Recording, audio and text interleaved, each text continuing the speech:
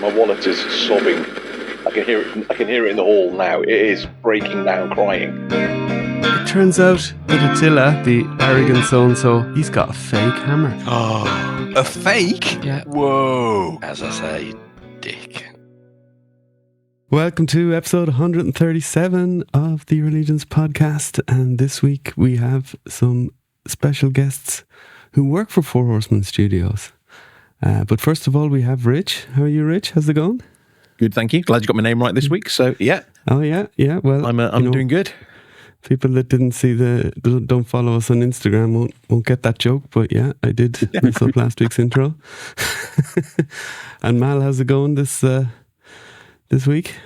I'm all good. Work's cranked up a bit. A bit busy, but other than that, I can't complain too much. You know, it makes the days go quicker.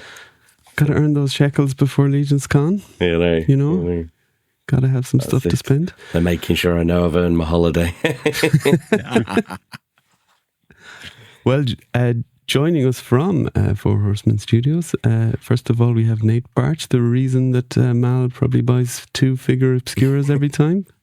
Or one of the reasons, at least. Hey, Nate, how are you? Great. How are you guys doing? Yeah, absolutely great. And we have Joe Vasapollo. How are you, Joe?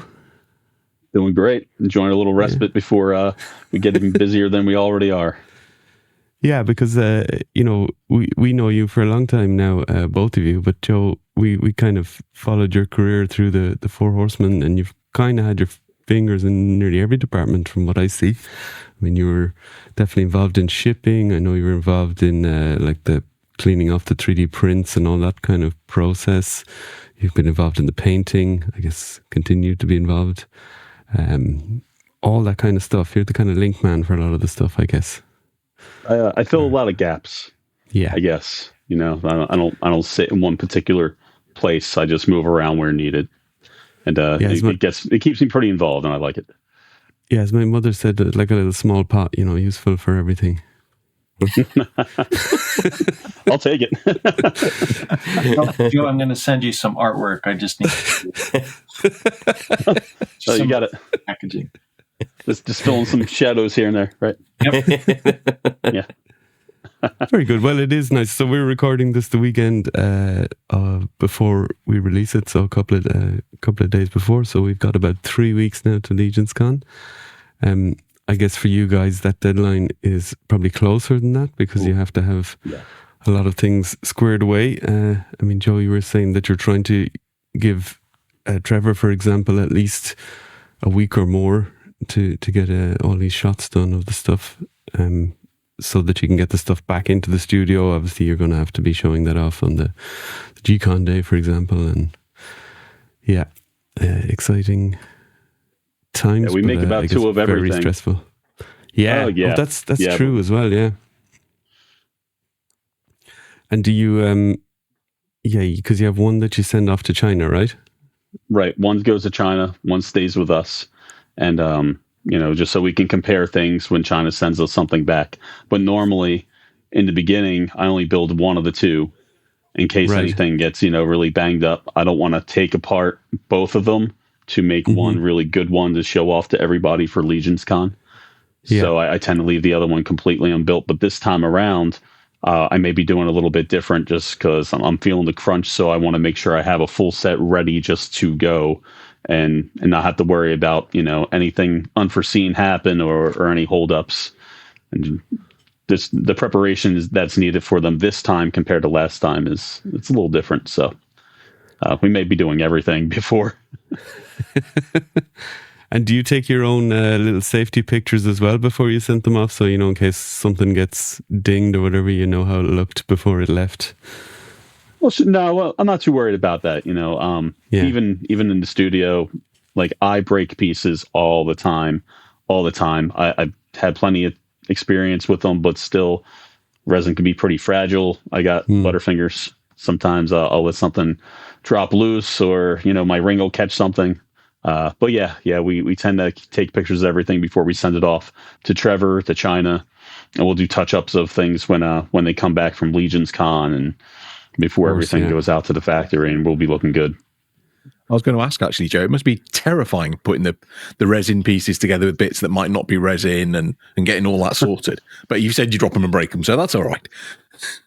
Yeah, that's fine. I've gotten really good at putting them back together. Dumb enough to make the mistakes, but smart enough to fix them.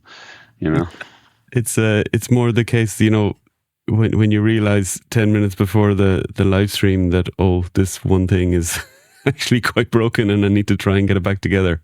I guess that's when it's that's me during the G-Con presentation most of the time. Oh wow.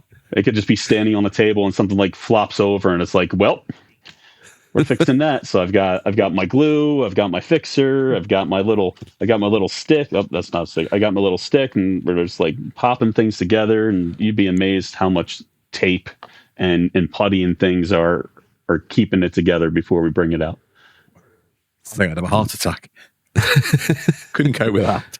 I remember last year looking at the wave, because it was the Rise of the Beasts, and I remember just oogling over the wave as Joe was trying to prepare and get them ready to show, like in the little room behind. And Joe just politely says, "Nate, I need you to not. I need you to step away, step aside." Because for me, that's the first time I get to see him. Like, of course, I'm like the kid sneaking into mom's closet looking for the Christmas presents, Yeah. And Joe was all you love and respect. Yeah, and you throw that in, but I always take the message of nope, I'm not going to be the cause for the breakage and Joe's headaches today. Yeah, because you're further in the life cycle in terms of your work for the pre-order stuff at least.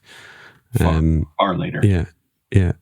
So in terms of Legions Con, do you have anything specific you need to work on? Or are you working currently on stuff that's just ongoing as it's going?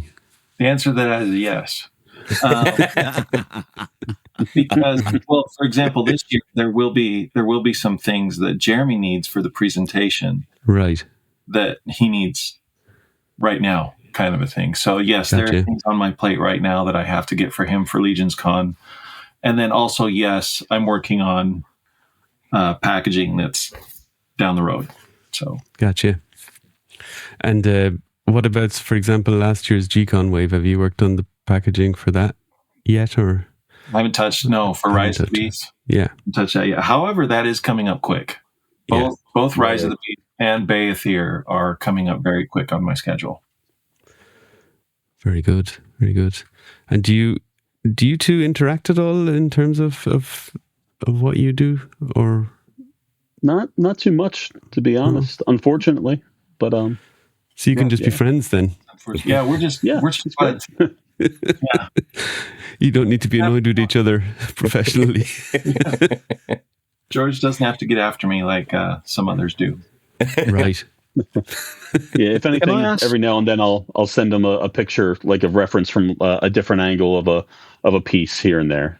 Just because straight on shots or turns don't allow for something.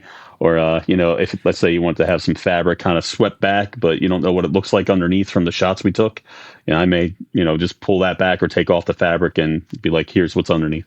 Little stuff like that. Yep. So it does happen. Interactions do happen. They're few and far between, and it's always fun stuff. Or at least fun from my end, because again, I get to peek behind the curtain. Because for me, for the most part, the curtain is there just like it is for most of the fans. And I don't know that that's necessarily intentional. I am aware of other things that are coming up, and I do know some of the secrets. But I've said this before. Eric and the guys know that I like to be surprised on the day, oftentimes. So I think sometimes they intentionally keep things from me, and I treat that as a grace and you know what I mean. Like I'm grateful to do that. So I guess you could stick your nose more in it if you really wanted to, but by the sounds of it, you just you'd rather do your own thing, get surprised along the way, and then of course you do have some of the insight and some of the stuff like Figura Obscura, for example. Yeah, Figura I'm usually well aware of, well in advance. Because we get them when they're already in stock, pretty much, or like the Jersey Devil recently, a month out or whatever, So packaging is well done by then. But yeah, we sorry, yeah, Rich, go for it. Can I ask a very dumb question of Nate? But before I forget, basically, with the dragon box art, this is going to be ridiculous, but do you have to do a bigger picture, as it were, or would you just normally work to your normal sort of size and then just scale it up? I mean, you saw the boxes, right? You saw George and Chris standing there with like furniture-sized boxes. Yes, if it has to look good on the box, I've got to blow it up, which is going to allow for a little more detail. At some point, though, I will probably, because it's so big, I'll start with it smaller and then grow it in stages as I flesh out detail. Just as an artist in general, I try to work out the broad strokes and the big shapes first. A lot of times you'll hear from artists, they'll say, I use the biggest brush I can for as long as I can. Because it keeps you from getting down into the nitty gritty and the details too fast. It helps you solve compositional and layout issues well in advance. So when I'm at that stage, yes, it'll probably be smaller like the other boxes, but I'll have to remember as I go into finishing stages, I'll have to increase the size of that canvas. Yeah.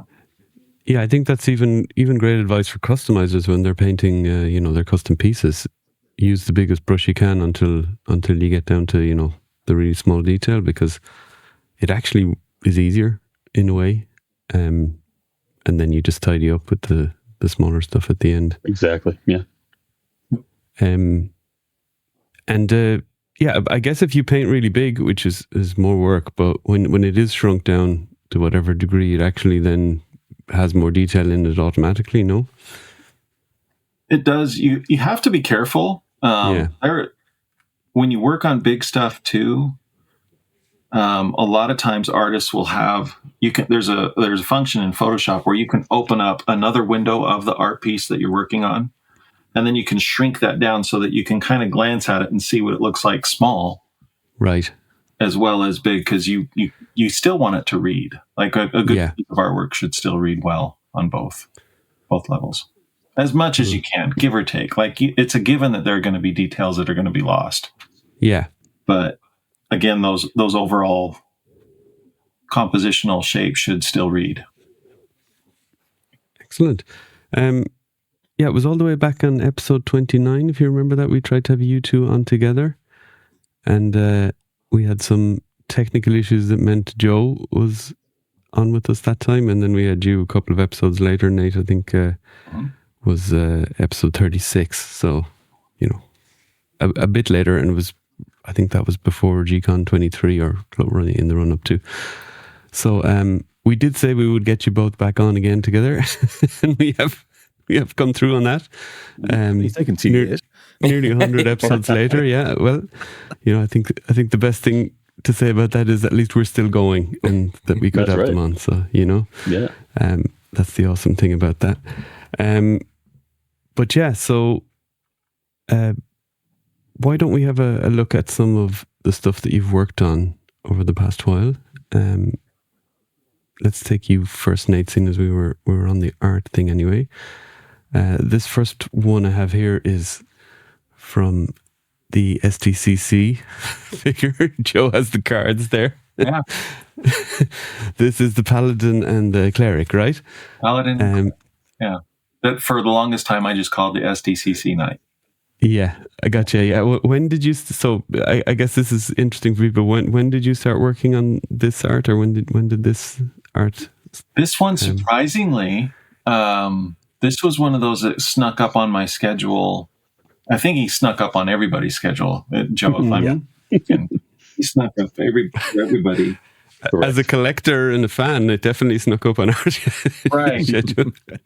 I remember it was April or May, and I knew that there was rumblings of a San Diego Comic-Con figure, and I'm thinking, if that's going to happen, what is it? Wow. We got to get this together. Maybe I'm telling too many trade secrets on how close we cut this one. Yeah, so I think the art doesn't say that anyway, for sure. It's amazing. Definitely not, no. Thank you. This came on the heels of me doing the other portraits for the legacy characters. Right. And we were I don't know how to phrase this other than, I mean, some of this has been said in other interviews where it was by happenstance. I was out on a walk and I'm under the gun on some big piece of packaging art. I can't remember which one it was, whether it was Ox Crew or something else. But I remember just asking Jeremy and Eric, I was like, could I just do some portraiture? And just for me to do a portrait like this, I can kick these out so much faster than I can the big, extravagant paintings with the big, rich backgrounds and full body characters and all that stuff. So, I mean, they're just nice to have. And plus, we can get so much usage out of them. So because of that, I had just finished up the Legacies portraits, and then Joe comes to me and says, "Okay, now we need you to do the San Diego night like as fast as you can." And so off I went. And then I knew he had different heads. There was a plan at one point for me to do that third head, and I still may. Okay, maybe that'll be something that'll be done for the Kickstarter. Who knows? But yeah, just kick these out. Obviously, it's the same body. It's kind of funny. This is one of those paintings where I treat it like the action figure. It's like you can pop this on the head, and you're off and running. So that's right. So you would have taken some of the, like for example, the torso here that you painted. You would have taken that for the other head and other detail. Yeah, and you can. There are no changed details really in the body at all. It's pretty. Yeah.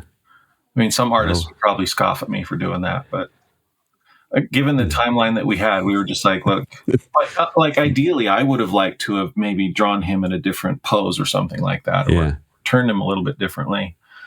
But for the time that we had, we did what we could, and great. Thankfully, most people like it. So, I mean, this is perfect for you, Rich. This is how you pose your figures on the show. No need for that, John. But yes, you're correct. Guilty as well. Yeah, I can't criticize. I've got so many. I can't have them doing like flying axe attacks on each other and that sort of stuff. It's just like there's just no room. Yeah. Well, a couple of weeks ago, I was in a bit of a funk with my whole thing and was trying to paint stuff, and everything was so messy that I just took all the figures off the shelves, put them into boxes, cleaned the whole room. And now I have them to put back up. And I'm just delaying that. I think I might leave it till after Legions Con at this point, because I want to do it right and nicely. And, some posed, some, in ranks for sure for space reasons. But it just is, it's going to be like a weekend, on and off when you have the time work. And I have too much other stuff on to get to it now. But that's my wife for the holiday. Yeah, I'll come home and my figures will just be in a box, and you got they're at the holiday kind of town up in the snow globe and the snowman collection, and not my skeletons and my undead and my knights, and it's just like, okay, I guess we switched over, and good luck getting them back up. Yeah, brilliant. And tell us about the light here, Nate. It's kind of, it looks lighting? Like a kind of, the lighting looks like kind of a sunset, or? Yeah, it is. It's, I'm trying to remember which came first on this one, the portrait or the back. I think the background came first. Like I had done the card back for this. Yeah. And George was like, let's do and that's when he came to me and said, we need paintings for the night too. And I thought, well, I'll just make my life easier and slap him on the same background that's used on the card back. And so because that was kind of sunsetty, I just, I did it like this. One of the things that I'm liking about doing these portraits specifically, and I know we're going to talk about some of the others, I'm guessing, based on the PDF that I saw of the artwork. Yeah, it's the same one. Yeah. Yeah.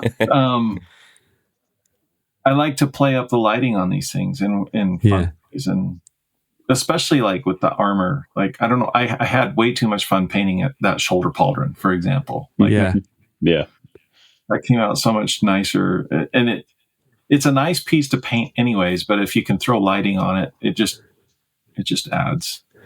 Trevor could be saying the same thing, kind of a thing when he's taking pictures of the figures. The more dynamic you can get in some lighting, it really helps the character stand off the background. And it gives it makes it even more metal looking, if you know what I mean. like do it because of that. Yeah, exactly. Right. Well, we have a few, so we better move on. But I could look at these for longer. Scaphoid. So he's a Bravo. beauty. Yeah. So the big thing about the new Scaphoid, apart from everything, is the new skull is got all these kind of runes and stuff on it. Yes. And then I think it was your art that gave us the notion that actually these could, glow. you could do this kind of magic stuff where they would glow. So tell us how that came about, or, because I guess you could do this, but if it doesn't match with maybe the character or the story, then, the guys will tell you, no, sorry, Nate, you have to take that out. Yeah. Well, and this was something where I had Scaphoid mostly completed, I want to say, at this point. And I reached out to Eric because I was like, I wouldn't mind playing with the runes and see if they could, are you okay with them glowing? And he was like, yeah, go for it. And I maybe had it already somewhat painted in, kind of stuff. So I was like, hey, look, are you guys okay if I keep running with this? And yeah, both he and Jeremy were totally fine with it and loved it. So yeah. And this is another one, again, with the lighting where it's Scaphoid. So I wanted to play up the interesting, I love his color palette in general on the figure. And so I leaned into that in the lighting so that the background was very purpley, but then the underlight underneath him, that whatever that toxic venomous stuff is he lives in, was charging him up from the front, kind of a thing. And had you painted Scaphoid before in any of the... I had not. This was the first time I had painted. Right. Yeah, so I think he was long overdue. Yeah, in fact, a lot of... Now that I think about it, every Legacies figure so far has been... It's the first time I'm painting them. Cool. And that's the other side to doing these portraits quickly is that in time, as we build this library of Legacies characters, it gives me the opportunity to finally put them on a canvas, so to speak. Yeah. I'm literally on a canvas. That we can talk about later. Yeah, definitely. That is definitely something that's been noted. So we'll get back around to it. And if we don't, guys, it's my fault. So, I mean, we're going to go on and look at several more, so this is probably a bit premature. But I will say that seeing John putting them all together in this slideshow made me realise actually how much we'd missed something like this as in the art. They all look just so good, and it's such a nice way to present the character. I think it's really good. For sure. And I don't think it's a spoiler to say with the lore book that is coming forth, there's a lot of art to be done that is going to continue to enhance a lot of that. Like we're going to get some stuff in there that, many of us are very excited to actually see as a painting, as well as stuff that Trevor is photographing for it, which it's going to be awesome. Yeah, can't wait for it. It's going to be really cool. So plug for the lore book. Oh, don't! We're all very excited about the lore book, mate. Don't worry. We love our lore around here. We love reading the lore on the show. So the lore book will get plenty of airtime when it comes around. And I think you were right to say about the photos as well. But when you do the paintings, I guess, I mean, of course, it depends on how much time you have with all your other stuff going on. But even just doing scenes, I mean, yes, Trevor can do scenes with the photography, but you can do even more with the painting, given, time, because you can, on a canvas, it's easier to do stuff that maybe is in photography physically almost impossible. Yeah. A bit like the difference between cartoons or live action, Exactly. Yeah. If you can imagine it, it can be put on a canvas. Yeah. Kind of the point. Yeah. And seen as, getting a movie of this stuff might be unrealistic at this point in time. This is kind of the next best thing, or maybe even better, depending on your viewpoint. Yeah. Sir Valgard, was another one. He obviously is coming with Scaphoid at Legions Con, so on topic a little bit for what we're running up to as well. And this for me was a surprise that we were getting him again because he was the Kickstarter exclusive. Now I understand he's a good surprise for sure, Joe. That's absolutely correct. Yeah. Because I don't have him, and I'm not that kind of collector that I'm going back to get stuff like that at this point in time, which is why the Legacies line is just such a boon. Mm-hmm. But yeah, we got a Sir Valgard, so and he's obviously important to the story, so great to get him. And you got to draw him. Yep. Yeah, he's such a fun little character. Or maybe not so little. I mean, he's little, yeah. He's dwarf, but he's still big. He's broad. He's broad. Very broad. Big in presence. Yeah. It's funny, a while ago I had done a sketch, just a loose sketch, I think of the accessory pack for the giant, the noble Baertsch. I had done just a quick loose sketch, and I just had loved how that sketch composition was. So I thought, you know what?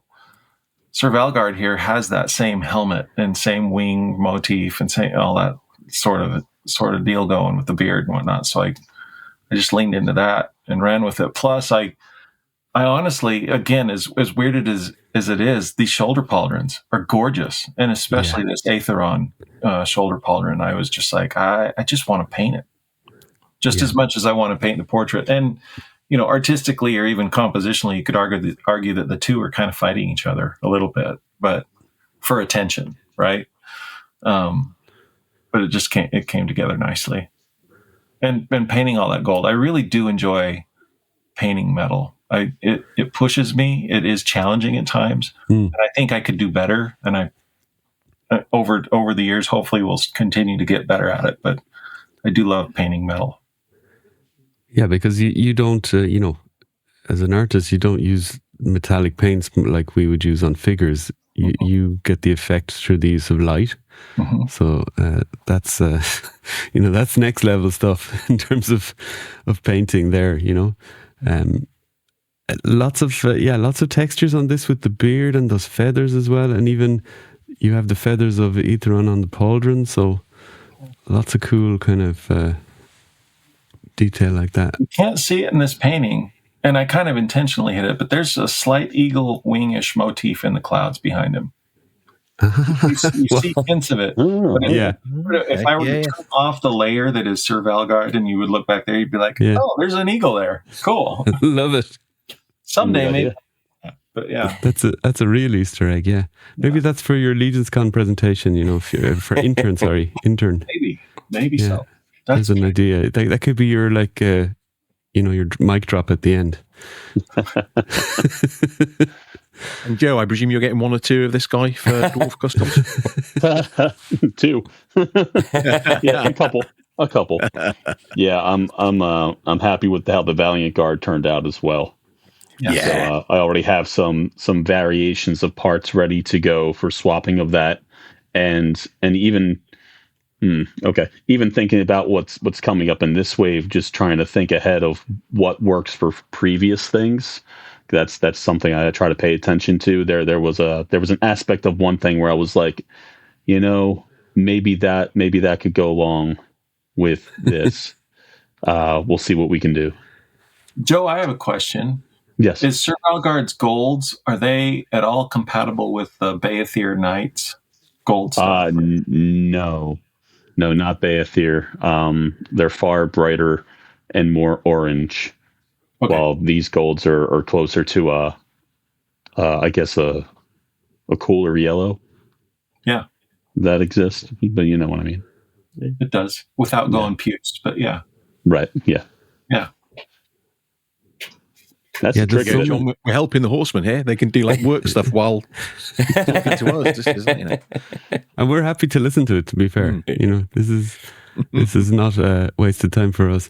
There is so many goals, and obviously there's so many shades of gold that I realized that exist. Would never have thought of this before I started, this line and customizing and all that.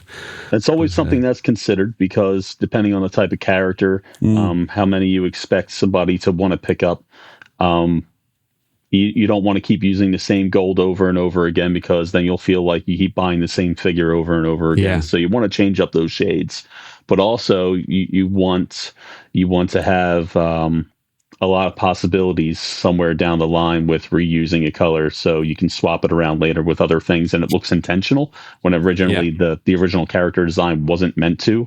But, looking at the toys afterwards and thinking, swapping around, if it's an army builder or unnamed character of sorts, you want to have that possibility there to use those extra parts, that extra helmet, that extra set of pauldrons, anything like that, to mess around with and find those hidden figures that we toss in there every now and then. That could take years to build if you think about it. True. But that's the thing. I think those kind of things reward the people that are collecting long term. Right. Or are in it for the long term, even if you've just started now. But if you collect for the next number of years and, there's no rush, you will get cool things like that just crop up. And they've been thought about, as you've heard Joe say. So, but even the shades of gold are...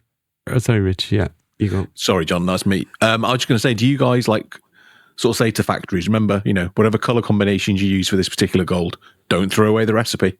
We might want it again at some point in the future.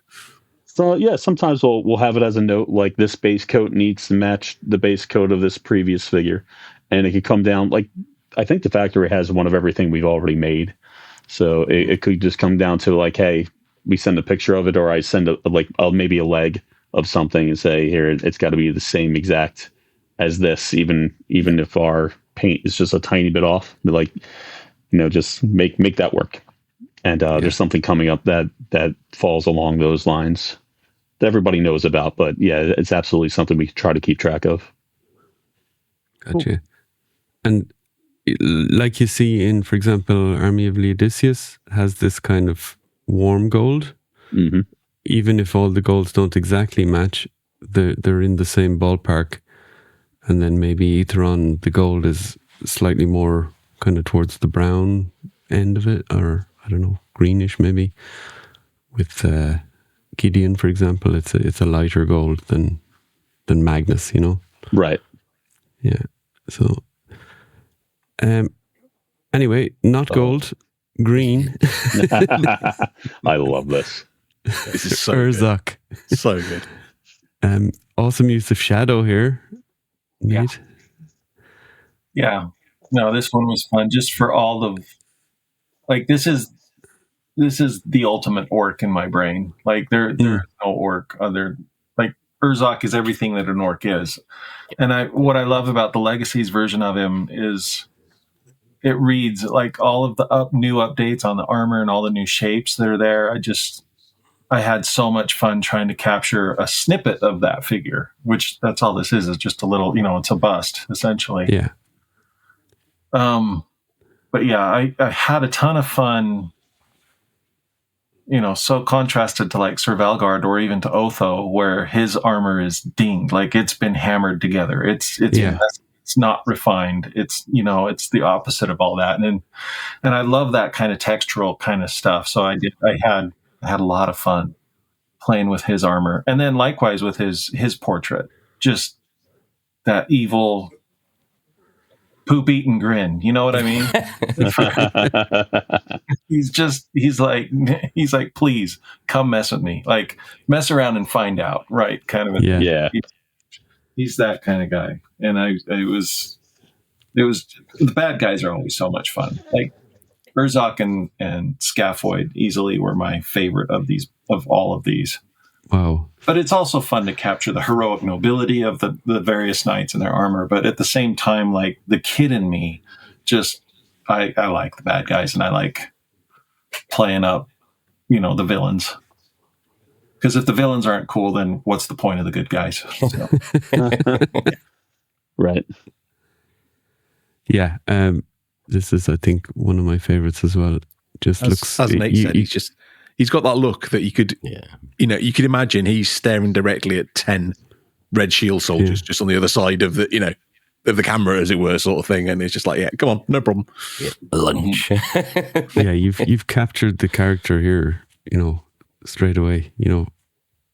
It could just be the figure in art form, which is awesome. And I love the way you got the glowing out of the eyes kind of going along the war paint itself. Some of those are happy accidents, honestly. Yeah. Like I let the paint kind of breathe a little bit on canvas. Yeah. So I don't know how to describe that exactly, other than you're laying down layers of tones, and all of a sudden stuff starts working, and you just kind of want to leave it alone. So yes, his eyes look like they glow. I can honestly say I didn't intend it to be that way, but it just kind of happened because of the nature of the white markings on his face and that kind of a thing.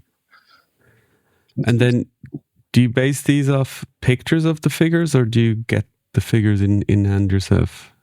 I wish I had them in hand while I was painting, but no, it's largely pictures. Right. And largely, thankfully, Trevor has shot a lot of this stuff by the time I get to it. So, and he already liked stuff. Like, there's a lot. I don't know if I've ever told Trevor this or said this, but his photography influences my art frequently, and for which I'm grateful. Like, I love the back and forth that he and I get to do. Yeah, dream team stuff. Yeah. And then who came along with Otto in that little first Legacies wave, or Urzox, in that first Legacies wave was Otto. Mm-hmm. And so this was obviously your first time to draw Otto as well. Yep. And it's just been a long time coming. I guess we all knew we were going to get Otto again at some point. Maybe didn't know we were going to get art of him. But yeah. And talk to me a little bit about the kind of age decision here with the character. Because obviously he looks a little bit older maybe than... a little more older, yeah. A lot of that is coming from, I guess, what's in my head of the character, coupled with what Eric's, he was showing me the new sculpt, the new head sculpt, and even the new head sculpt, admittedly, in hand, it looks younger. But I still had in my head the original head figure, so this is maybe a blend of the two. This was also the first portrait that I had started for all the Legacy stuff. He was number one, got him out of the way, done first. So that, in many ways, this piece is me trying to find, okay, how far am I going to take this? How, in some ways I can look at this painting and I see where I was a little quicker or rougher with things. He came together the quickest. And then and as I go, that tends to happen with me anyway, and it drives Chris and George nuts, but I can Thank you for that. That makes me happy. Yeah. Me too. It's and admit it drives them nuts for a good reason, because I'll kick something out in a certain amount of time, and then I'll go to do another one and it'll take a little longer, and then I'll do another one and it'll take a little longer, and I need to recheck myself and knock it back. But yeah. But for the most part, this was another one. I keep talking about shoulder pauldrons, but his armor is fun. Like I kind of played with whatever the reflections were happening. I don't know what he's standing next to, or how beat up that armor is to react. It almost looks like water.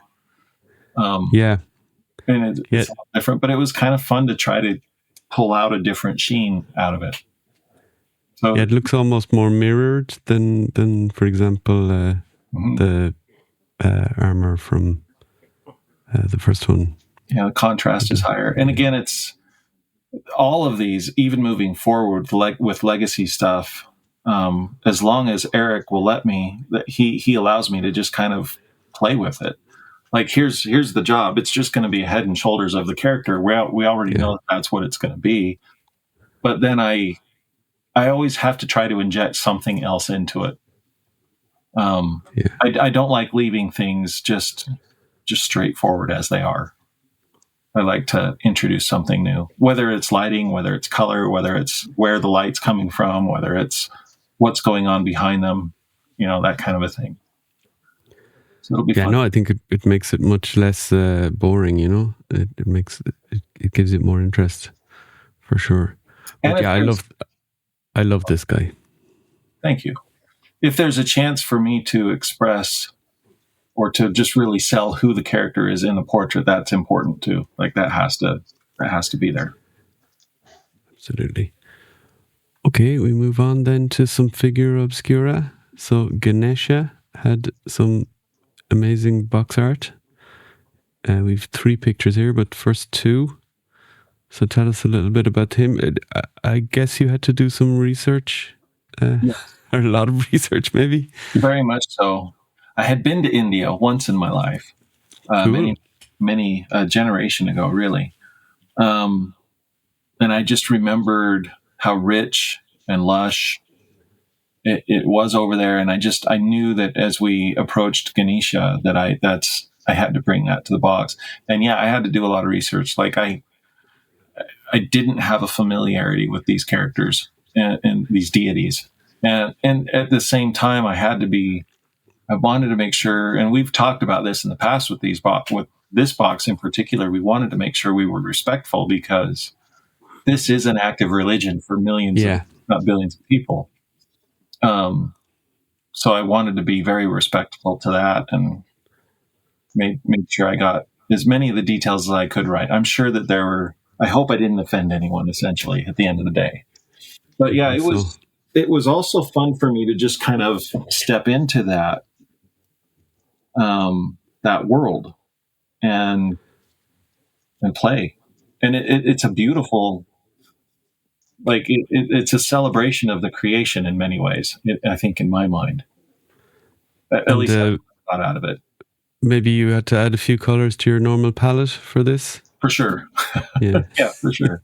Because I remember when you at your presentation at Intern, you said that you have a lot of the same colors in your palette for Mythics, for example, and then Cosmic obviously expanded that for you.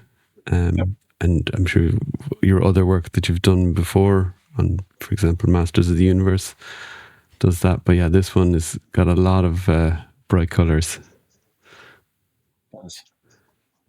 And Mal, you're into the kind of Asian stuff yourself?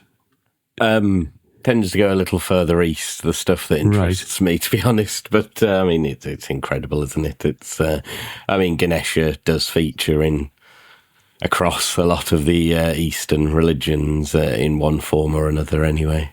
So yeah. And what kind of a character is this that's flying? What is that? That's his brother. That's Ganesha's brother, and that's a part of a story that's going on. I don't know if it's the golden mango or the magic mango. Okay. But, and this animal that he's on is what is that? Yeah, his flying peacock. Flying. The idea was to go around the world as fast as they could. Right. And so his brother is like, I got this. He hops on his peacock and takes off around the world. And in the time that he did that, Ganesha just sat put and stayed close to his parents. And he said, "You are my world." And it was the lesson there of just how important family was and how important parents are and that kind of thing. It's a sweet little story. So because of that, Ganesha won the magic mango, which is George's favorite thing in all of the artwork I've ever done for anything. It's magic mango. Yep. Well, I can tell you definitely nailed it. Yeah. Thanks. And this is Ganesha. Yep. On the throne. On his throne in his temple. Yeah. Yeah. And this was, I think this is on the front of the box, right? Correct. Yeah. Yep. Yeah. Beautiful. And this is referencing an actual temple in India. I can't remember. It's got a big, long, my apologies, Indian name that I would butcher. But yeah, it's taken from an actual temple there where they worship him. There are many temples, like he's worshipped in many places and in many temples, but this is one of the bigger ones as far as I understood. Yeah, and so much kind of warm tones here behind him. I guess that was fun to do. Would you be ever at a point where you're like, I'm just going to punch up that light a bit more? You're doing it. I remember fighting it a little bit. Right. Because there was at one point I thought of putting a lot of times I will sandwich, like if something's glowing or magical or emanating, I'll put layers both behind it and in front of it that enhance that glow. And I think there still is kind of a top layer or a veneer over top of Ganesha that has some of that glow, but I remember going back and forth on it of like how much to show, how much not to, making sure the contrast would read. And at the end of the day, I'm like, look, it's about the figure. So the figure has to be front and center, as best as it can. So, yeah. And we have this one. I had to put this one in because as far as I can remember, this is from last Christmas with the Ghost of Christmas Past. Correct. So this is the scene where from A Christmas Carol where Jim is playing who? Fezziwig. Fuzziwig, that's right. Fezziwig. And it's a bunch of people from the studio or related closely to the studio as the other characters. So many of the others. Richard Pryor got in there somehow. I don't know how that happened. I was literally just painting a guy. Like I was feeling it. Because I remember I had thought I had been finished. And I showed the guys and Jeremy, rightfully so, like he's doing in the picture, he's looking at, he's like, this needs to feel more like a party. Like there's just not enough people in here. I'm like, well, I'm late on it as usual, as I always am. So how many more characters shall I slam in there? And so, not to make Jeremy a curmudgeon. I love Jeremy. He's awesome. And he was right. He's got a good curmudgeon pose, though, hasn't he? Yeah, it felt sparse. So I'm trying to think of the characters I added. Basically, if it's not a studio person, that's how many of the people that I then added after the fact. And I kind of stuck them behind just to help it feel more like a party. It was nice, too, because it allowed me to bring in some more ethnicities and that kind of a thing. But yeah, if you go... I think everybody knows this by now, but you have from right to left, you have Vern and Cameron. That's Jim's wife in the yellow dress. Yeah. Barbara. And there's Jim. Yep. And then Cookie is playing the fiddle. You got Walter and of course Jeremy. Yeah.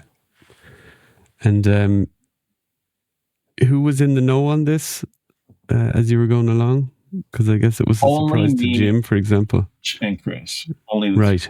So even Jeremy got the surprise. No. Yeah.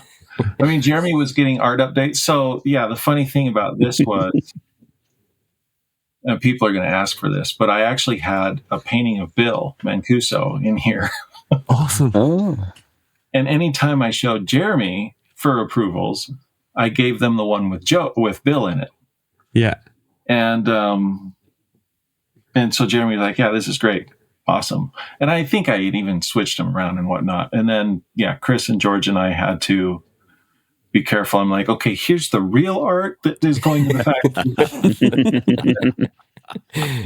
I think Jeremy expressed a 4-letter expletive when he finally saw it for the first It surprised a lot of us. Yes. In the best of ways, of course. But I was like, what, was this real? But he really loves this story, and he's really someone I associate now with Christmas Carol because of he talks about it, and obviously the figures now as well. Well, with Jacob Marley, it's appropriate. With Jacob Marley's box, I had to put him in as a spirit. Yeah. Just because Jacob Marley is his favorite, I believe, character. Yeah.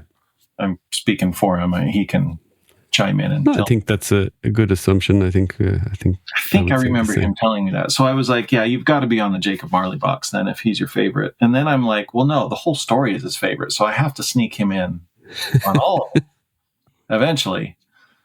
But we've only done the 2 so far. And this one was a surprise to him. So I'm sure if or when we ever get to the next box, he'll have to... he'll already know that he'll be in there, whether he wants to be or not. I'm sure. So if for some reason we get the figure and he's not on there, we'll know there's been a giant fight or something, Yeah. He came in and he put his foot down and he's like, oh, yeah. And then he won. Yeah. Don't do that, Jeremy. Okay, the Dark Four. So this is a picture that evolved over the past while, obviously, with the Dark Four coming out, because we would have had Arathir first to Lithia, and the other ones would have been greyed out in the background or darkened out. And then we got Poxus, and finally Necronominus. So this is the complete picture. I think for me, this is one of the ultimate Mythic Legions pictures, pieces of art that you've done. I think because it's amazing, but also because of the evolution of it. I assume, you had it in finished form at some stage, but still had to darken out the stuff. Yes and no. So this all first came from the very first concept of them all being in silhouette. Yeah. It goes back to a concept that I had done for a pitch for a possible Netflix animation at one point. So there's some behind the scenes info for you. Oh, wow. I had done some really rough painting. In fact, there's a number of painting. In fact, that the Castle of Four Sides painting that I had done started out as one of those concepts. And then, like I said, I had done the Dark Four all in silhouette form. And I thought, what if, and this is how I pitched it all to Eric at the beginning. I was like, what if we just slowly reveal these over the years? And he was totally good with that. And so each year I only had the silhouette. So, I mean, I had seen Eric's sketches because he had his rough sketches, but even his sketches changed once it became final figures. Anyway, long story short, though, no, I only got to flesh out each character the year that they were released. Right. Otherwise, they were just a shadow, and I didn't know what they were going to be fully. And then with Necronominus in particular, like for him, like he's my favorite of all four of them. I had spent a lot of time on this painting. I had looked at a lot of classical paintings, and I don't know if it reads well enough in this painting or not, but I remember George saying, it's like, I look back at Arathir and even Lithia a little bit, and I think you need to go back and redo those because they're not to the same level that Poxus and Necronominus are. And I'm like, you're not wrong. You're not wrong. I don't know when I'll get to go back and do Arathir or Lithia. I hope I get to again because I love both of those characters. I'm hopeful, and this isn't me saying this is happening or not. I don't know. Yeah. But I would love it if we get another shot at Arathir someday for like maybe a Legacies figure or something like that, just because I can imagine how much more intense he could become with just the way that Eric handles stuff today. It would look, he'd be phenomenal. I back you 100% on that. I would love to see it brute scale too. Make it a little more imposing, Yep. For the time, it was one of the most metal figures they had ever done, and since then, just in this picture, you can see how much further it's gone. So, yeah, I absolutely agree with you on that. Yeah, and I love that Necronominus was slightly bigger. So, in my mind, there's room for that. Let's plus up Arathir big time. Yeah, because I think Alithia is fine. She doesn't need to be plussed up. I think she is, we're almost where we are now with the line in terms of with the soft goods and all that. But Arathir was maybe just before the jump with certain things. Although I still think he's awesome figure, and for example, I think those pauldrons are still unique to him. Yes, in the line, so there is special things about him. The head is obviously unique. I think the belt buckle. Belt buckle. So Mal is looking at his. Got them up on the wall up here. Yeah, you have these in box or a box version?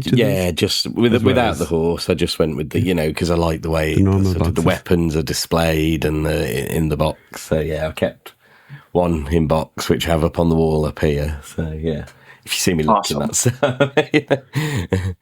And yeah, I also included the kind of full picture there, but I picked the zoomed in one as well, so we could see the characters on the live stream or the recording here. Such a hellish landscape.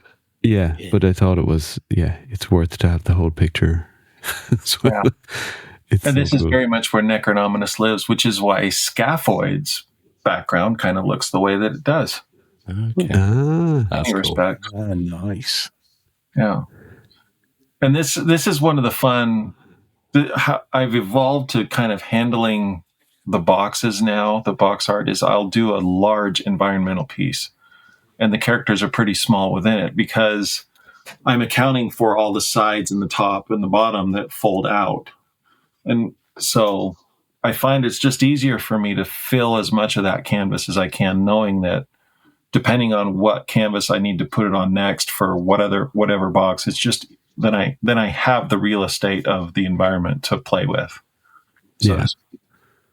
And so this is an example of that kind of shot where, and I think this is even still cropped. This must be from like the 11 by 17 print that I did, or one of the poster prints. But yeah. And then lastly here, okay, it's not the best picture of you yourself, but it was the only one I had on my phone. This was from intern last year. Oh no! And I just wanted to ask about what you were showing us, the little green stuff. Has that appeared yet on a box or? Joe says, "Oh no." No, go ahead. Oh, go ahead. It's. I mean, obviously, if he can't say, that's fine. But I mean, it's green and purple, so I'll say later. Go ahead. Yeah. So the background there, I was working on Oxcrew, the first Oxcrew 1 boxes at the time, and so I was playing up. What was I playing up? Just the Aurora Borealis kind of idea of the sky. Mm-hmm. Like if you look at your Oxcrew packaging, I think I have this here. Oh yeah. Anyway, you can see that there's a lot of green up in the sky, and that's what I was doing at intern was really this is how I paint kind of presentation, kind of a thing. So that's what's going on. And then Chris was nice enough to bring in some actual sheets that he receives of the packaging, just to kind of show what that looks like for people when they're there at intern. So it's a lot of fun. Yeah. And that's all I'm going over. And if you're coming to intern this year, I'll be doing another similar demo on something else. I don't know. I haven't decided yet what I'm going to be demoing.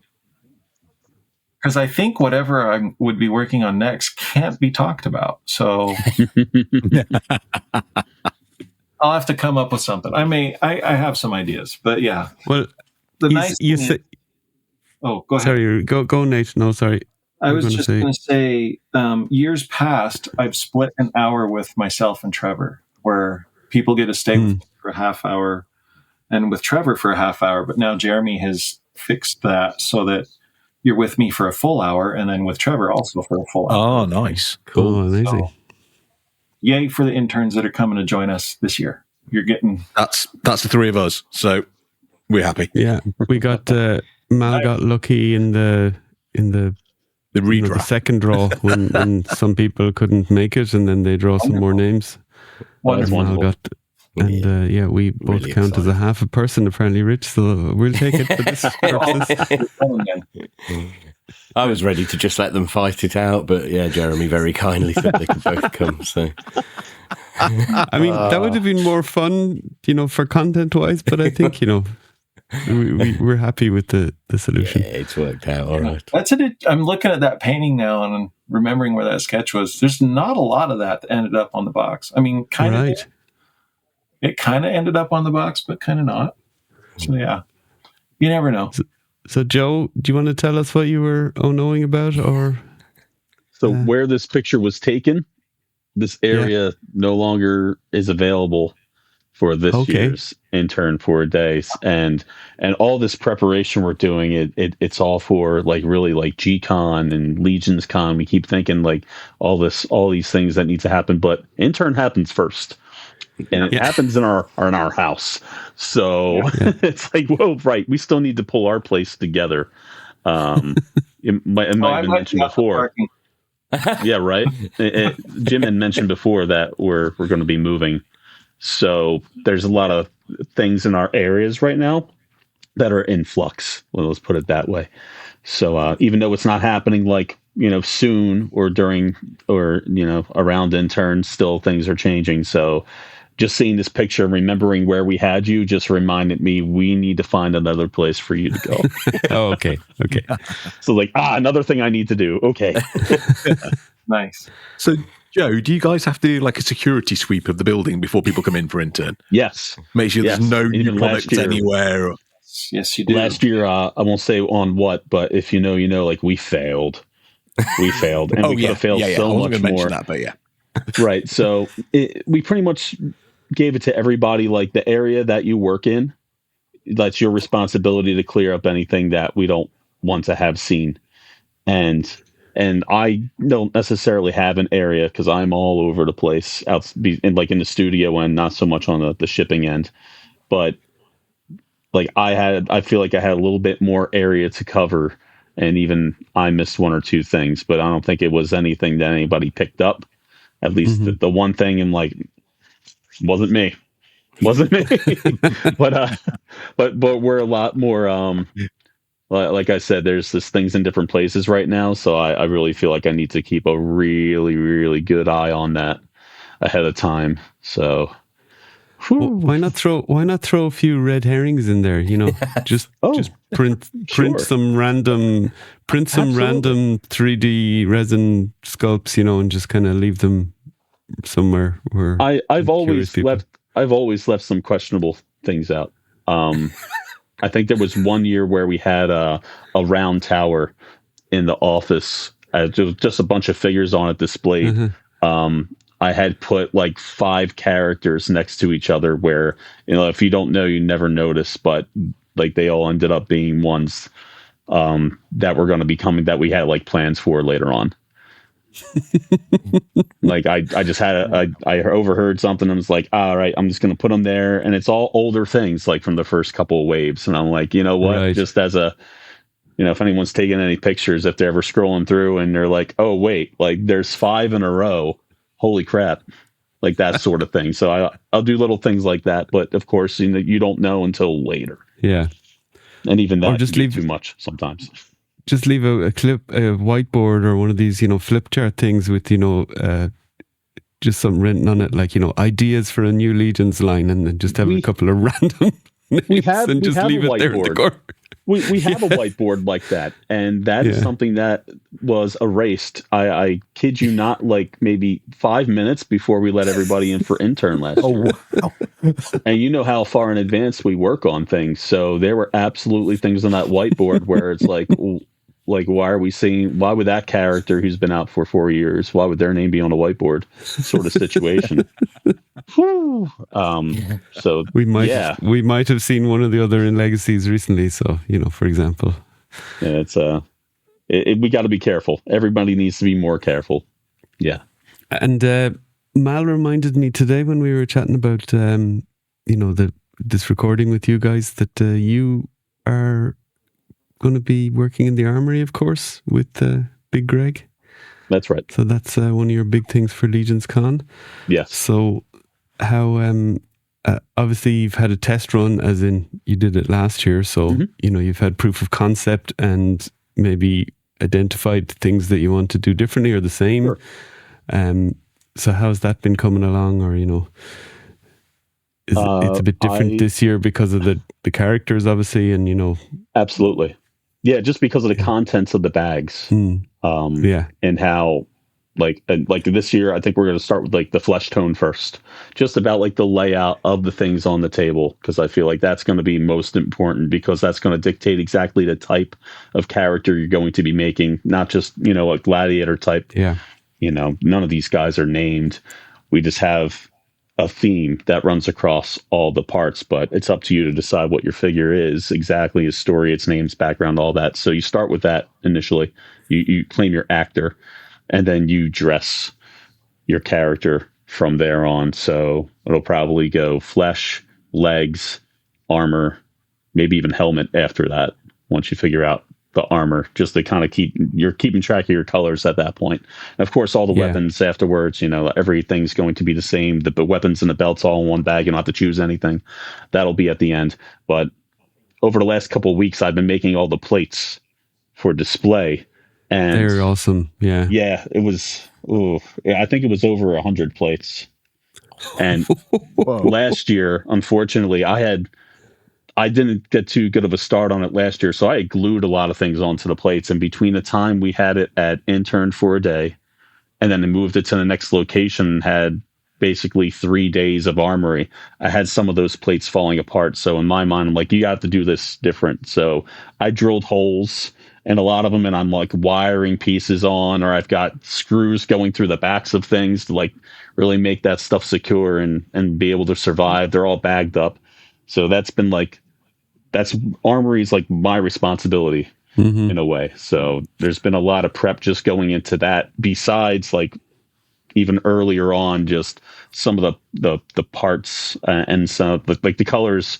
Eric and Jeremy always, they dictate the colors, but sometimes I'll get a little involved with the shades of things just so we can mix them so they work well within the experience and they work outside of the experience with things that people already have, or even things that are coming up.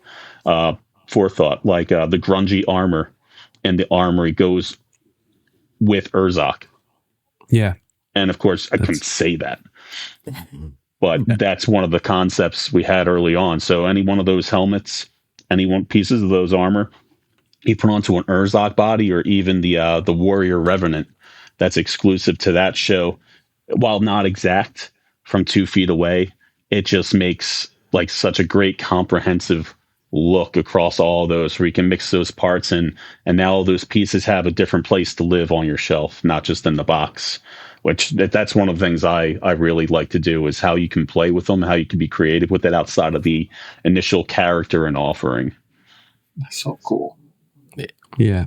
And is it a big pain in the ass that you have to set it up for intern and then bring it over to the hotel for? It's not the most convenient thing, but right. That is an absolute perk of showing up to the event, and we'd like to share that with everybody. It will be everything will be available from what I understand, but we won't be doing like the entire thing, not like both sides. I don't think it's necessary, just because of how people like run through it. And of course, you have wonderful guys like Kirby Smith, who made that whole program where you can mix all the parts around. So hopefully some people have an idea of what they want to grab ahead of time, and they're paying attention to. I want to build. Right. Same. Yeah, I mean, I don't mind saying I've done some practicing myself. Year. Mal, I think you... I did. Yep. I mean, you did as well, didn't you? Yeah. I have a little more of a hands-on experience here. Oh. So just to get familiar with some of the parts... I've mixed up some pieces ahead of time. Oh, that looks pretty good. Oh, red one there now. Oh. Right. Just show us up that dark I love skin that red and that's well. Rusty armor. Right. Show us up that last one you had up, the darker skinned one. Let's see. Yeah, it almost reads monochromatic. I really like it, just how they all kind of flow into each other. Yeah. And that works so good with that red. Right. Yeah. Yeah, and this red, it didn't quite work out the way I would have liked it to, but it's not the same as last year's armory. It's probably closer to the original Vorgus, but not an exact match. But what's good is it's its own thing. Yeah. But it works well with a bunch of other things. It's in the ballpark, yeah. Right. Yeah. We don't want to really repeat ourselves. Yeah. Because we already use a lot of parts over and over again. So we want to be, the colors help diversify the offerings, but also keeping some color schemes prevalent through releases is also pretty fun to mess with later. I know when you said I can't remember which show it was, might be in the reveal show, and you said that it was closer to Vorgus than the Red Armory. And I was like, it's cost me more money then, because I need a few of those white-skinned ones now as like Vorgus, sycophant type followers sort of thing. Sure. So if it's close to that armor, then that's going to be great. Right. And you had the Vorgus, we have a Vorgus 2 that was out, maybe the year before last. Yeah. They're all starting to bleed together for me. But, if you had the original one, get some parts of the armory and toss them on your older style Vorgus, and just kind of like, give that older figure life again, instead of being like, I don't want 2 Vorgus on the shelf. No, like take that guy out, mix up some pieces. It's newer parts compared to his original, Kickstarter release. And it's just, it could be just another iteration of the blood armor, because obviously it changes by the wearer. Yeah, that's true. Yeah. Or the one who's consumed. So I don't know, maybe it just takes on certain attributes of whatever, whoever's wearing it. So it just makes sense that wants to keep, carrying over and changing. But, tell a story with it too. That's what I love about these. I can just see Rich like adding to his spreadsheet in his brain now about the stuff that he needs. People make a plan, and I can't tell you how many times whenever someone comes to the table and they're like, I had a plan, I have a list. It doesn't mean anything anymore. It's in front of me now, and all of it has changed. Like, I need to make these 3 that I planned, but now I have this idea and that idea, and I saw a head out in the show that it would go great with these pieces, and I love how a lot of our fans in the community, a lot of creators out there, they see this stuff and they think ahead, and everything just really just feeds each other, and it's such a good feeling to have that everyone reciprocates everyone's work. It's a lot of fun. Yeah, I mean, John lost his mind at intern when it came to picking parts. Headless chicken. Yeah. He just, me and Mal were really structured. I mean, pictures of what we wanted. And just after the con, John was like, I don't know what I'm going to do with this stuff. None of it goes together. No, okay, that's an exaggeration. I did get a couple, I did get 4 kind of fairly well matched ones, nice ones. But there was 2, I think I got 6 in total. And there was 2 that were mishmash of stuff. I was like, what was I at? And it was only when we went to do the record our Legions Con recap, and when we were all back at home the week after, and I said, why don't we take pictures of the stuff we got? And I was putting my armory stuff together, and I was like, what did I do with these? Mm-hmm. But I did what you actually suggested there, Joe. I got some older figures. I think I mixed some of the brown leather parts I got with the gold knight, and I used the barbarian torso with some of the red knight parts that I got, so a little bit like that gladiator you had there, with the darker skin. And so you end up with cool figures anyway, even if it's ones that you weren't quite expecting. But my advice would be, zone in on a couple of builds that you really, really want, can't live without, and definitely build those, and then afterwards live in the moment. If for example we have a table, so if sales go well, it might end up in another trip down the armory than we were expecting, for example, and then that's when maybe the more random stuff turns up. Well, I'm hoping I get to you guys sooner than later. I've been to every Legions Con, and I've either had my own table or especially last year, working for the studio, and it's not lost on me how lucky I am to have that opportunity. But it also, deep down, it prevents me from kind of being a fan as well, and getting to walk the room and see what everyone else is doing. So I'm going to do my best to get everything set up as best I can. I want to do a quick run around and just check some things out early on. Yeah. So that way I'm at my post throughout the day, and we stay pretty solid there. But yeah, I'm really I know what we've done. I'm looking forward to see what everybody else is doing. Yeah, absolutely. Honestly. Yeah.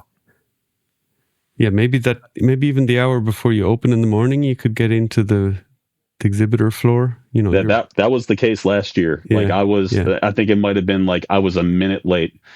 But we had coverage.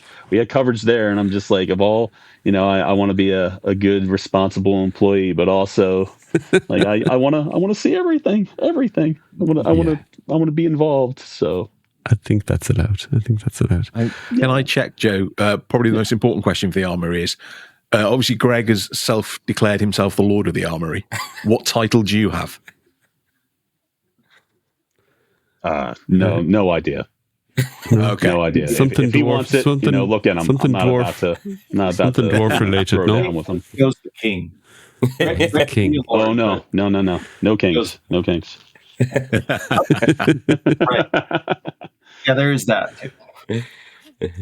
Okay, let's have a look at a couple of figures. Joe, how about this quartermaster?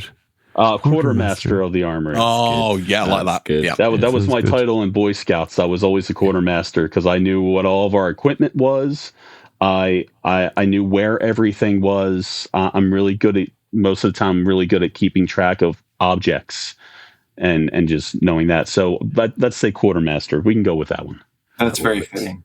I'll never forget helping you take that down last year.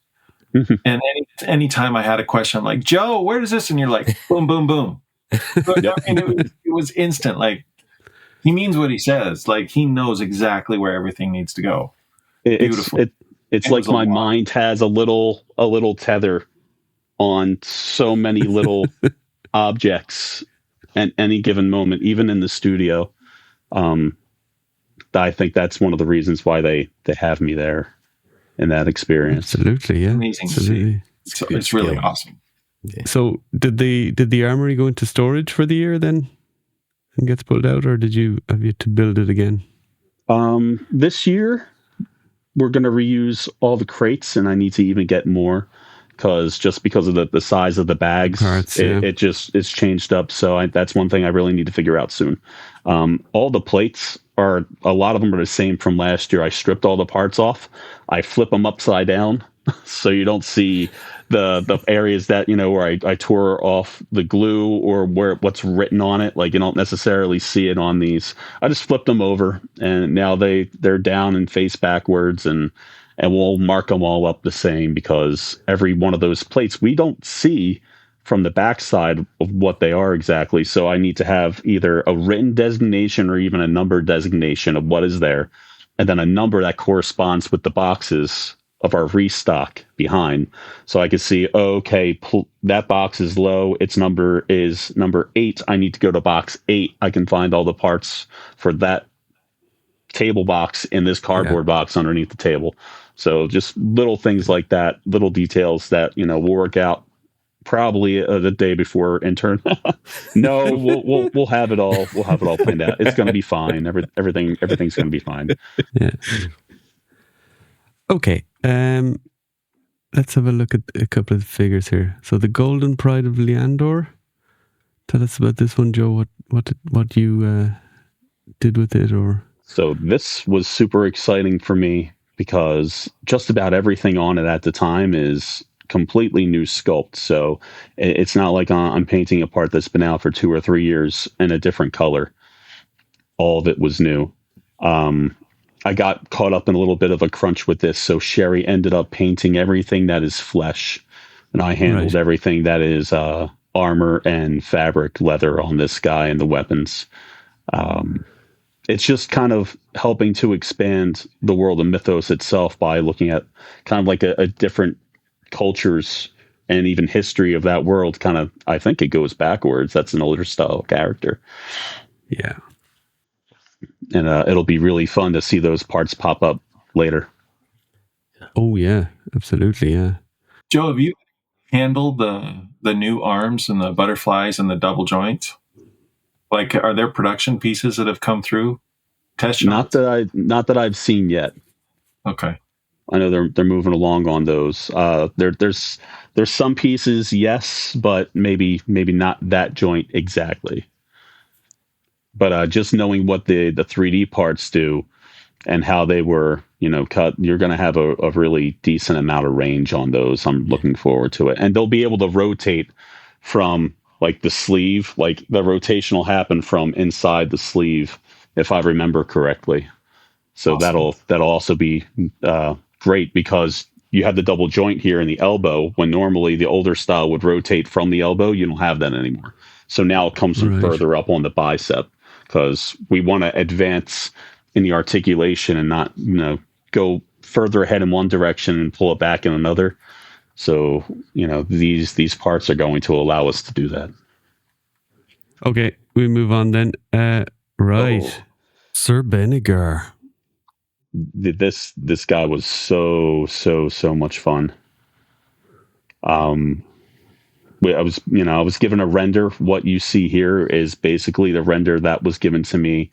Besides the green, I think we might have switched up the green a little to match orange steel hide, almost exactly the best I could match it to his color of armor. Right.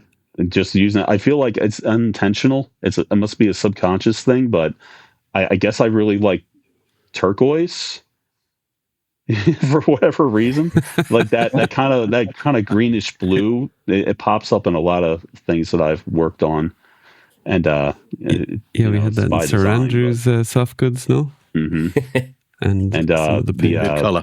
The Blue Shield soldiers, because you have that tabard color come back again in fabric. Yes. So that's pretty prevalent in that as well. But this is another situation where the figure's great, but those soft goods really kick it up a notch. And I love how that cape is scalloped and just those extra like cuts and details in the tunic.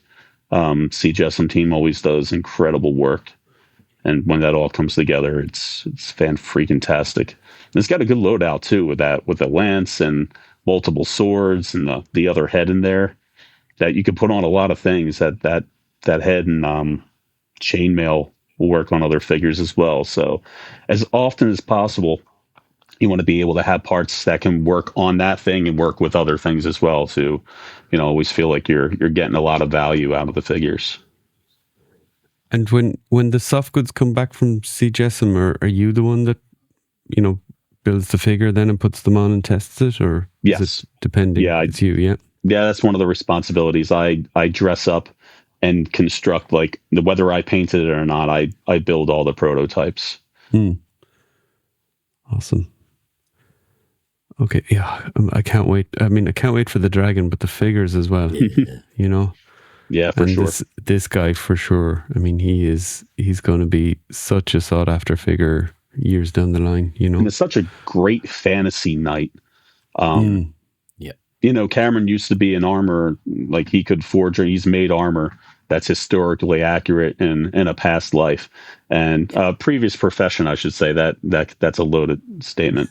In previous profession, he would make armor. So it's fun to, like, when we get a new knight or new parts, like he'll call out like, oh, this is this style, and this is French and this English style and all that sort of thing. But then you have this guy, and it's just like full on fantasy. And I love it when Eric takes things in this direction as well, because his imagination runs wild. And I can't say it looks like any type of historical armor I've ever seen before, but this is mythos, not 1,600 years ago.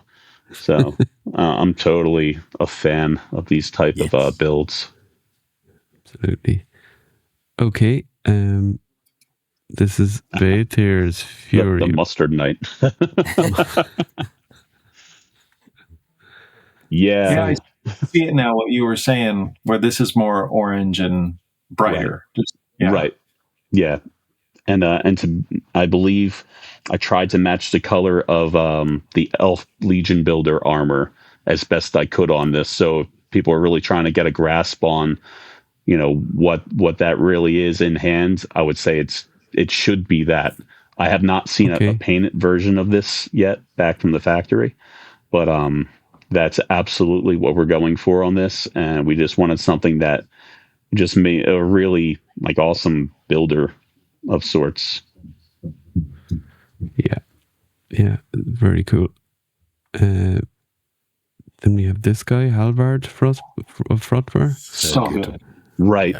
Now, this is more, a little more accurate to what you would consider an old time Viking sort. No helmet with horns on it. This is closer to a reality than most things that we have. And there's that kind of turquoise color again. Wow, I can't avoid it. There it is. It's just a shade lighter. Just a bit. And Nate, it was just fun to work on something that wasn't such clean paint application. And the soft goods really, again, that's the trick of it. A lot of my work gets painted, covered up by awesome soft goods, and I'm totally fine with that. I'm just realizing this now, oh, okay, I see how it is. But people will take them off and on, so they'll see it. Don't worry. Right? Yeah, there's still good stuff underneath there. Yeah, definitely. Once you take yours apart. But again, that blanket kind of cape is awesome, and that tunic. I put that tunic on a few knights, especially the what was it? The Xylarnian Guard. Yeah, because it also has that green and gold accents. That's absolutely a build I'm going to do when I get mine. I'm taking all that green tunic and I'm tossing on the Xylarnian Guard. But yeah, nice. I just like how more of a traditional Viking this looks, and I'm glad to have it in the line. Yeah, felt so good. The Sherry also painted the head of that one. Oh, right, yeah. It's beautiful as well. I watched The Northman today, just coincidentally, and it just made me want this even more. I was like, I might have to get multiples. Yeah, for sure. Viking Conan. Yeah. And Nate, you love all this northern stuff, don't you? Oh, I love it so much. Like this, we're making the toys that I've always wanted my whole life. Yes. And that's not just, Vikings especially, but I mean, it goes without saying for all of it, but especially the Viking stuff. I still have Freya Deadhall on my shelf that I can't put away. Mm-hmm. Although I did put the new blonde head on her. Cool. Oh, from the heads pack. Cosmic Ladies pack, which cracks me up that we... I'll never forget George when we got those in hand. He was like, "Wait, really? We named this Cosmic Ladies? That's what we named this?" Yeah, it is. It's hard to get confused with anything else in that wave. But no, Freya looks great up there. Yeah, with that head on, and I can't, I just can't put them away.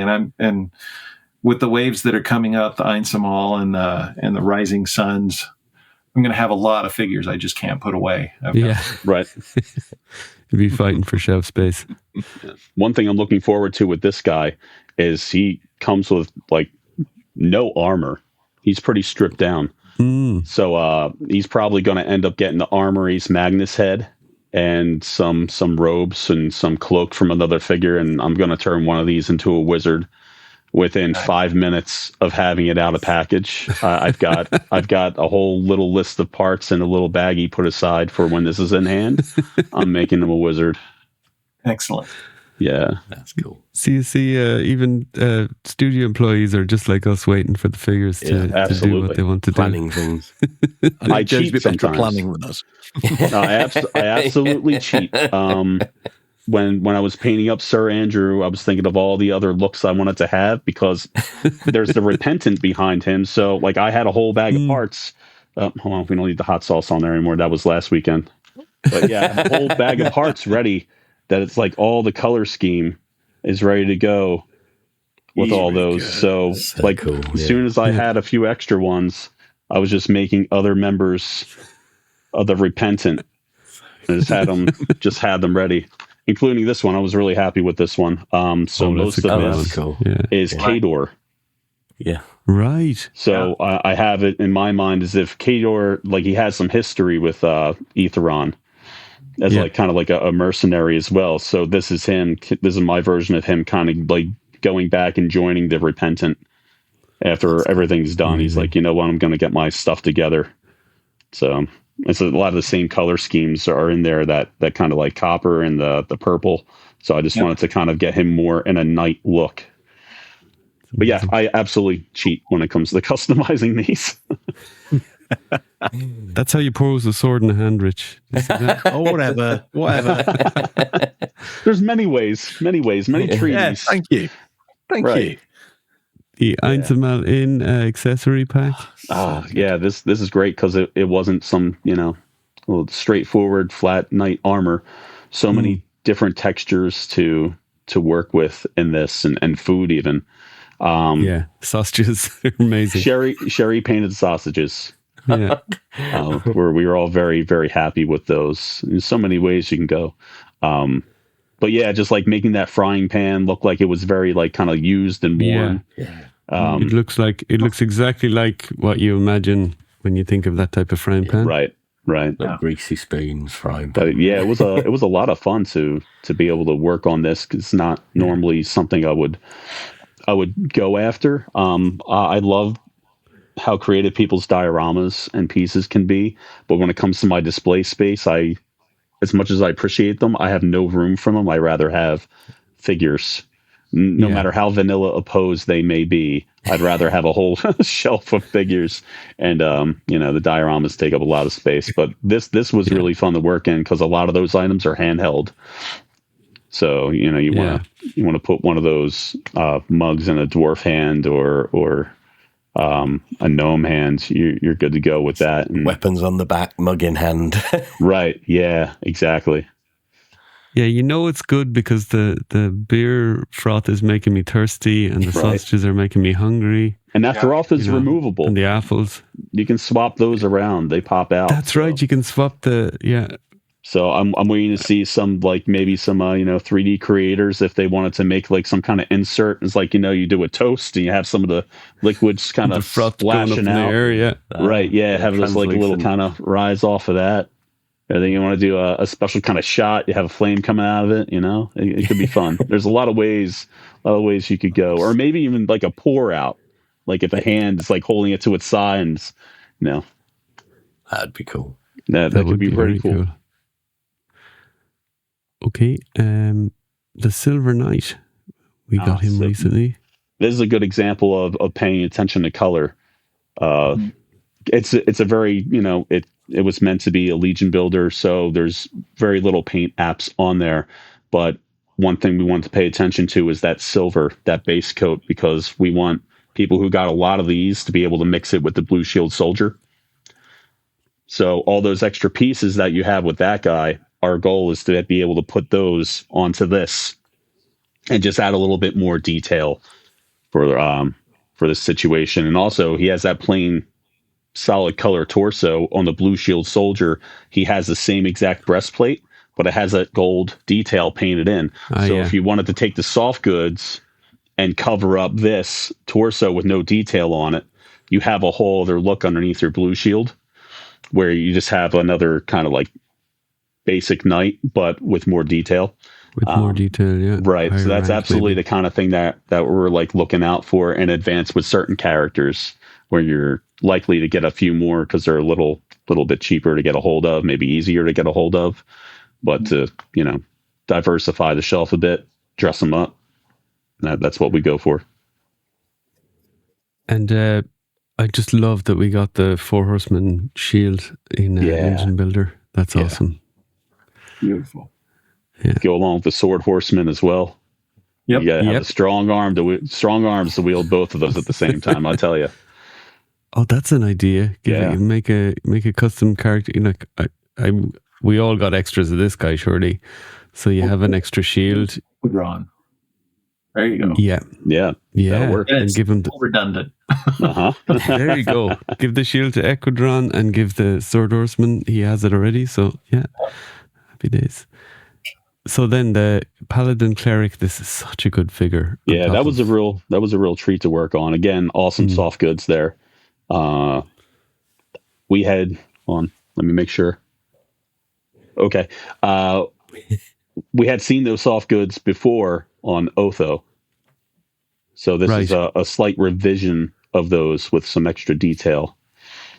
So it was neat to have that around, because when I was making the prototype, I had painted everything up and it had Otho's soft goods on it. And we simply sent that off and just said to the factory, like this, colors, but black. Yeah. With the details on there. That makes sense. When I saw it to do the portrait, he had blue robes on. Right. Exactly. Mm-hmm. So I was confused when I saw the final.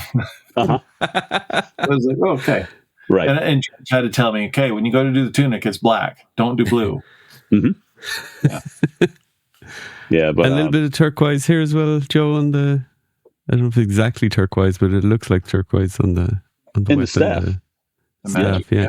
It's absolutely there in the staff, but it's more of a translucent blue, but it reads about the same, Yeah. And you got that was a fun thing that I kind of got to throw in there, where I don't think there was a render or any kind of showing of that staff. They just said use these pieces, and I see the staff topper, and I'm like, we've gotten this in 2 colors already. How do we make it a little bit different from before? I don't know, maybe put some glass in there, or make it look like it's magically like powered up, or emanating energies. So I asked Chris, I'm like, is there a possibility of us getting that made in clear, and then we can go ahead and stain it here? Will they be able to do that? It's like, we'll try it out. So we had the factory actually send us a few instead of printing it out in clear, because that's a really fragile piece, and we had time. So he had the factory send over some of those, and I stained them up a bit, and they were able to do it, and it worked out really well. and the Blue Lightning, awesome. just because I wanted to like have something close to that in there. And the what was it? The Dubon head. The Dubon head wasn't part of the original design, and I remember hearing it's a cleric, and I saw those two heads. I'm like, both of those heads as paladin, like they read knight paladin to me, but neither one of them really reads as cleric. And I'm like, I asked Eric and Jeremy, like, what are the chances we can sneak this head in there to make them look a little closer to wizard than warrior? Yeah. And, they're like, maybe. And I just painted one up and I put it on there. And I'm like, what do you think of this? And they're like, yeah, okay.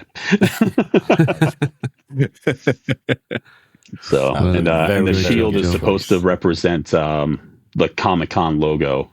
Mm-hmm. I don't have it here with me. It's probably still at the studio, which it should be anyway. But I had done a design in the yellow areas where it had some stripes running through, and it represented the areas of you have comic and con written in both black and yellow colors. So I have done the stripes about the same way. In the gray area, I think I had a black and white stripe running through it for the eye. So if you hold it in the right orientation, you can see that it's meant to represent that kind of square rectangular logo of Comic-Con.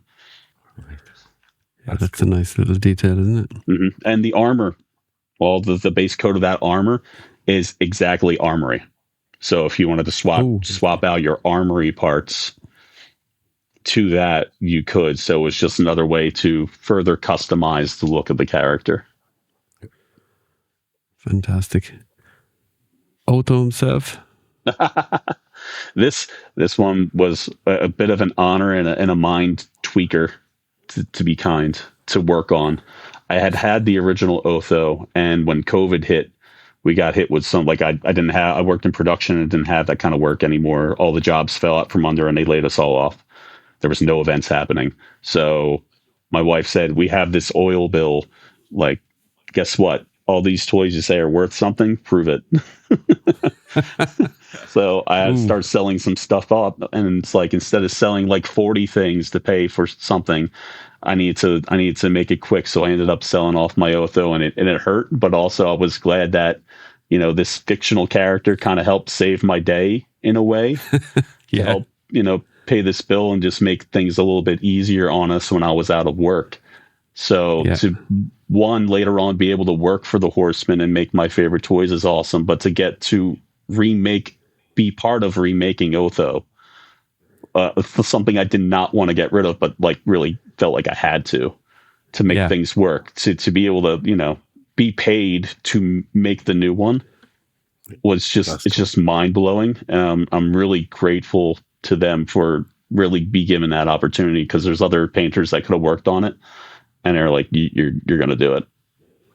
So I was super, super happy. This one's really kind of close to me. Yeah, that's awesome. That is really it. And again, awesome soft goods. Yep.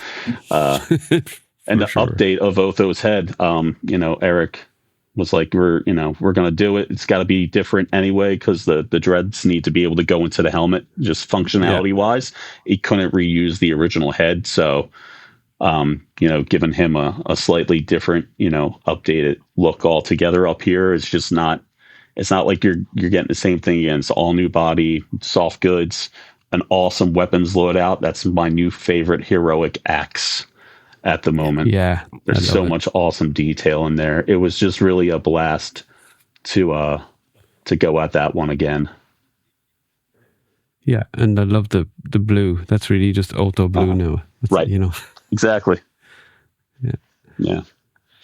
Urzok. Oh, yeah. Yet another one that I had to let go to make things happen. That was later on, but easily one of my favorite orcs, and just this whole redesign. There's so like we were saying before, there's so much extra texture in that armor. You were saying, Nate, like how it looks like it's all hammered out. Like there's divots, there's dents, scratches, everything. Yep. It is so imperfect and so brutal that if you rub against it, you're getting an infection. Mm-hmm. Like it's the armor itself is a weapon, and it's nasty and it's worn and it's been through heck and we wanted to make sure that the paint really showed that in this, where any good knight or soldier after a battle, you're going to get their stuff fixed up and cleaned off, and they'll wear it for a ceremony. This guy, like it don't even get rinsed off. Whatever happened to it's staying on it. That was a lot of fun. And I love the update of the shield here as well. I love that they kept it as a painted logo. So just that works with this character. That was fun, not fun at the same time, because like we paint 2 of everything. I had asked George to resize a print of the render on that, and he got it as close as he could to the actual size of the shield. So I had a paper cutout of that shield size, and what I did, and something I learned in elementary school, I folded it up into quadrants, and I just focused my paint. I held it, or really taped it against one side of the shield, and on the other side, on the shield itself, I just matched what was on the print on that I had taped on. So I wanted to mirror each side, and then I would take that off when I do one half, and then I would mirror my paint job to the side that had the paper on it, just to kind of bring it all together. And then I would take a little bit of time to do things a little uneven, so it wasn't an exact match. And that's going to happen naturally because, like my hand did it, so not every stroke's going to be the same. And you make it look a little different, but it wants to be a little rough, and that's okay. So I did one full shield, and it was great. And then I go to do the other one. I hold them next to each other, and looking at them individually, they're both fine. You put them next to each other, they're significantly different. I'm like, oh no. So, and I showed Eric, and I'm like, if you want, I'll try to match them up better, but this is where I've got right now, and it just kind of came down to send that one to China. Like, send the better one off to make sure that for photography first, and then off later. Yeah, just to make sure that everything's looking good. I was like, okay, great. There's an element to that, to the symbols and whatnot in Mythic Legions that I love, that these guys in this world are going to paint. They're going to hand paint their shields. Right. It should look hand painted. It should look imperfect. It should all that stuff. Yeah. And I'm going to be quiet, other than just to say, no. In Urzok's case here, that's absolutely appropriate. It's almost in fact, I wouldn't. It would look wrong if it was exactly perfect. You know what I mean? Yeah. Yeah. So that was fun, and those weapons, they're immense. Yeah. I it's not our style to really bloody things up, but when I don't have it here now, but when I got home, it's like that's one of the first things I did. I whipped out the transparent and just like it just needs a little hint there, a little splash there, splatter. Yeah. But it was really fun to see this character come back in such a brutal fashion, and it has a new chest plate, and that's something the whole upper torso, and that's something I like really kind of begged and ragged on Eric for a while. I think when we were seeing images of the video game, the orcs had a different body altogether than the figures had, and I was looking at it and I'm like, why would they redesign it? And what they did was they took the goblin torso and put it onto, they made it 1.0 instead of 2.0. So that's basically the design of it. And since I saw that, I wanted all of my orcs to have that torso. So Eric ended up making that one, and it's just like so much better than anything I'd seen before. And I'm really looking forward. I have a couple of this, so I'm looking forward to get that on other types of characters now. Absolutely. And then lastly, we have here. Nope, there he is. The Deluxe Knight. This was a task. It was all that twice. Wow. And all the details on the armor, every buckle, every stud, every little accent is painted. And I got an early start on this, and I might have been one of the last ones to kind of finish this paint job in between all the other little things I was doing within a time to get this ready. So this is the one that matches the Silver Knight, you say? Yes, that is the plan. I've seen a couple samples of this guy come in since, and so far we're looking good. So whatever extra armor, like helmets and pauldrons and belts, all that stuff should work really well later on with that. And what else? Oh, the tunic, the plastic tunic on this guy, it kind of harkens back to the Night Builder set and the 2.0, the female. And I love the look of that. So this is kind of my way of trying to tie in that look back to this guy in a 1.0 male form. Right, and even the gold on the helmet attachments here on the right, that looks kind of like that more yellow gold. Mm-hmm. Yeah. So we'll have to see how that matches up when we get it. Yeah, and there's technically there's like 3 different torsos in here if you want to count the soft goods as well. Yeah. So this set alone, I would hear people say, "Oh, I'm going to get a bunch of these," and I'm like, I'm only going to get like 2. Because I want to take all those parts and put them on other things and try to spread it out. A lot of those parts will look really good on Otho. So this is Otho without all of his soft goods and his official head. And while it's not an exact match, if you want to put the tunic, either the plastic one or the fabric one on this, you could absolutely do that. And you've just upgraded this guy, or at least switched him up a little. I'll never forget when I was out there last year watching Diego, because Diego, both you and Diego will do this, where you'll swap out if it's close enough. Mm-hmm. And I find that with the silvers, especially between the dark silvers of the gunmetal and the silver itself, as you switch that out with the knights, it actually adds a lot of depth. Like you almost, it works out that they don't match in some respects. So like this case with Otho being a slightly different patina or brightness than the Silver Knight, I think you're going to get some cool combos out of that.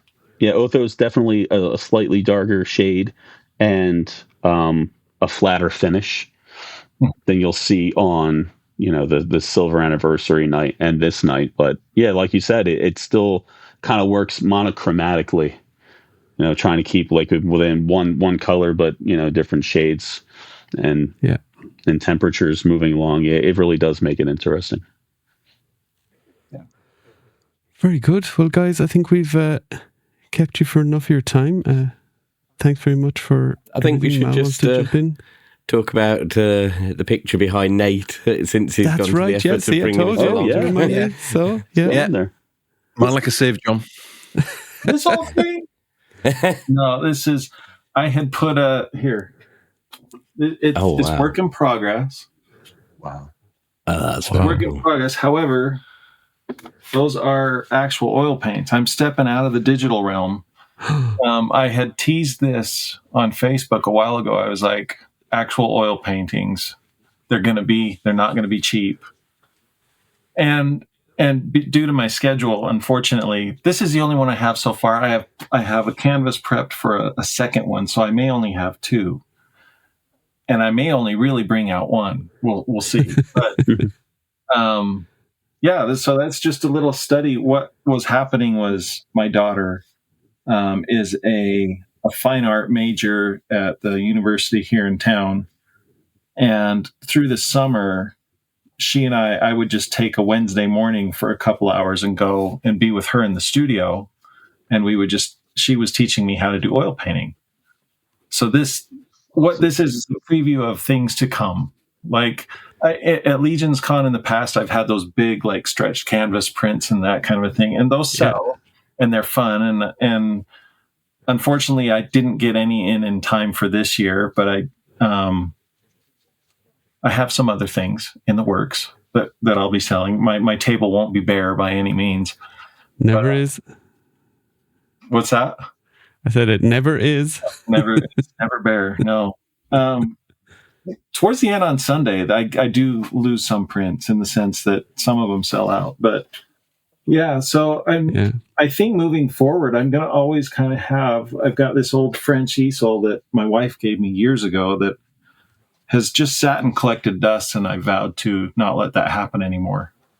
So there will always be an oil painting kind of in the works. Just Fantastic. because, and it's one of those things where it's like, I'm not going to ever make prints of this. It's never going to be replicated anywhere else. Whoever buys it, it's theirs forever. Very and it's just nice to be able to take something that is straight from my hand to the canvas and it won't be seen anywhere else. So it's really unique for whoever ends up with it. It's old school. I like it. Yeah, exactly. That's really cool. Plus, with all this stuff, who knows what artist jobs are going to be in the next 5 years? Right. No, Yeah. that's true. Yeah. Yeah. You kind of have to do it like, you might end up having to do it like that just to prove it was you that did it. Exactly. So, which is crazy. Plus it smells good. Like, I love the smell. Yeah. It's like the smell of a freshly opened figure, isn't it? A little bit. I mean, it's not the same smell, but it's that same feeling that it invokes in you. Those old McFarlane clamshells. Whew. Still got it. Still got it. It's like crack one, and it's like I'm gonna be. I shouldn't drive for the next hour or two. You get pulled over, and how do you explain that one? Yeah. Hopefully when you get home. Yeah. All right, guys. Before Rich falls out with his Wi-Fi again and is not able to do the outro, thank you very much for your time. It's amazing to have you on, and I really enjoyed the chat. And looking forward to we definitely got a lot of cool information off you, and can't wait to see you in 3 weeks' time. By the time this is released, it'll be 2 weeks' time. One more week, please. Just one more. Sorry, Joe. Yeah. No, too late. Okay. We all enjoyed the rush. The adrenaline rush you get from that last week is worth it. Yeah. All right. Thanks very much. Thanks much. Thanks, guys. Remember, everybody, stay safe out there. The armory sounds dangerous, but it's not. So go along, enjoy it, and have fun. But don't sniff Nate and his drawings too much.